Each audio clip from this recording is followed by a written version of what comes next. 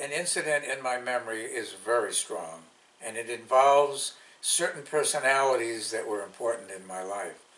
At Broad Street School, on the schoolyard, Marshall Meyer, who at that time was my best friend, he was one of the guys that caught up to me because I got sick. And there was one of the tough guys on the playground made a disparaging remark about Marshall's religion. Said something about he's a damn Jew or something. And Marshall came to me and he says, you know, I can't just let that go. I've got to respond to it. And I said, what do you mean you got to respond to it? He said, well, I've got to challenge him to a fight. I said, Marshall, you don't want to fight with Herbie Coleman. He fights like a windmill, and you don't have a chance. He says, well, I can't let it go. He was that kind of a kid. So it was like a duel. And Herbie had his best man, if you will, Bobby Perkins, and Marshall had me. And the four, my leg's asleep, and the four characters in this story are very interesting. Marshall went on to free, he kind of did in a prison in South America.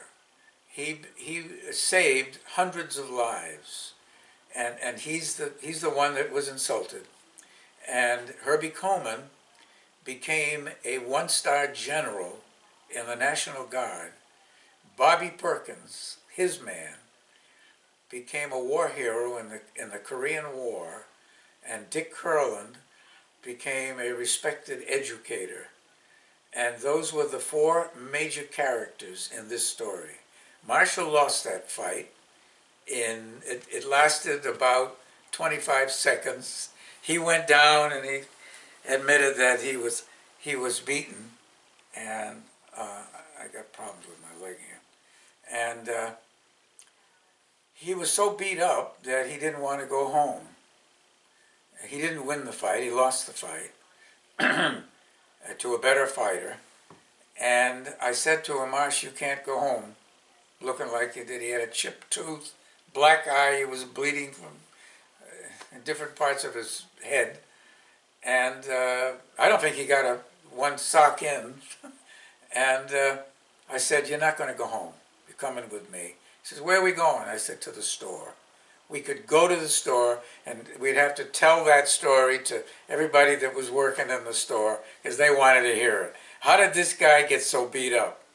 And we washed his face, and my father felt sorry for him, and then he went home. But it's interesting that the four people in that little drama were very important. Bill Stanley thought that Bobby Perkins should have gotten the Congressional Medal of Honor in Korea. He crept up on an enemy tank, opened it up and dropped a hand grenade in there, and it blew the tank up. And he got away. He did get a medal. He's still with us. He's in a veterans home up in Massachusetts. And I agree, but I've done some research on those guys that got the Congressional Medal of Honor.